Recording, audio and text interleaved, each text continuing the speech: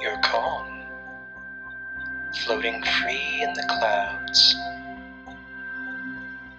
Relax.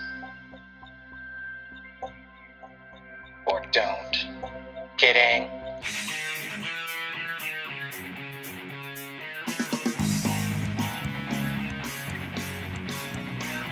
I had no clue what I was going to do for this video.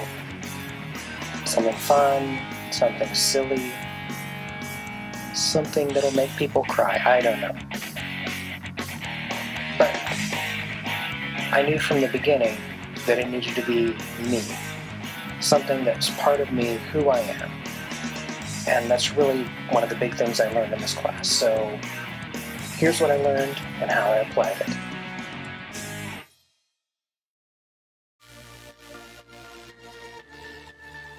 So the first big hurdle was the realization that you can't make people do things if they don't want to. You know, no matter how great this positive psychology idea is, it won't matter if you can't get anyone to follow along. It's not that I thought I needed to perfect myself first. It's that I knew any change that was going to come through would need to start with me.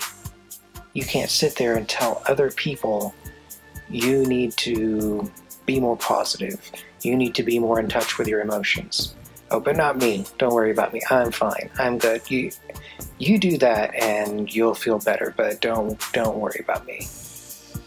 That's just not going to work. So I figured the first thing I needed to do was try to model positive psychology for my family. I tried to be more mindful about the things I was saying, about the way I interacted and the way I reacted, which is a huge thing. And I noticed a change pretty much immediately, especially in the youngest. He was immediately, just because of the change that I made, to be more mindful, to be more thoughtful. It was a big thing to act intentionally rather than to just react.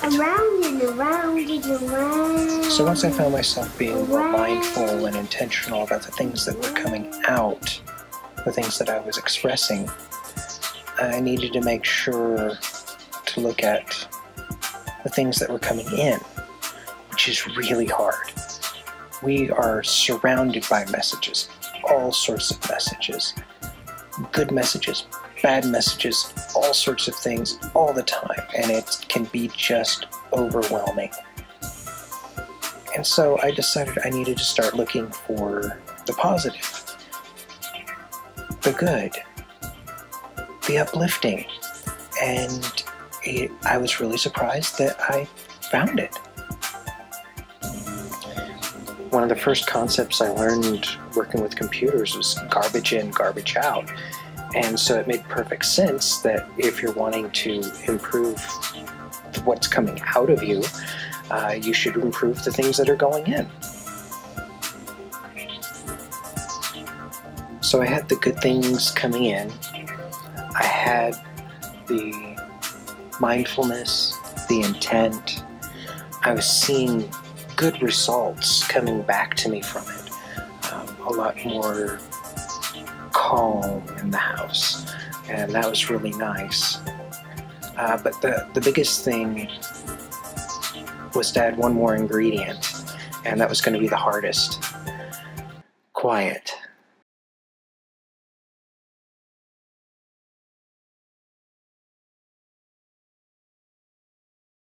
We really don't like quiet. We avoid it. We try and fill up those quiet spaces with talk or chatter or whatever else we can find. And it's not always so good because it can end up drowning out the really good, positive things and changing us from being mindful to simply filling our minds. So we would sit down and just have some quiet time.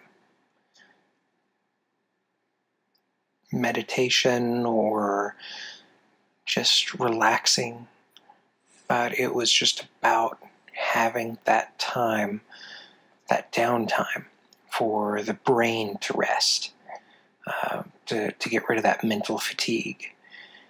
And that stopped a lot of the arguing and the fighting and the things that we would see normally. Not everything, of course, but it mitigated what was going on. And that's always a good thing when you can institute some intentional relaxation and get some unexpected relaxation time in return.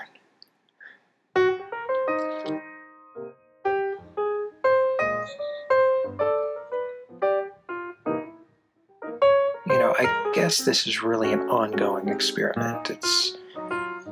It's about seeing what's working and what could work better and what's just not something we can do, not feasible.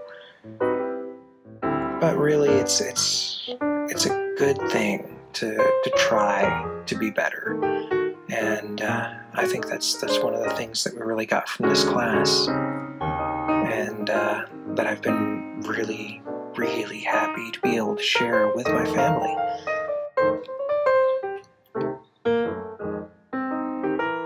I think that one of the biggest things that we can ever do is to make a difference in someone else's life. We know that helping others makes us feel better, so this just all goes together. It's great. But yeah, I'm really happy that I had a chance to do this.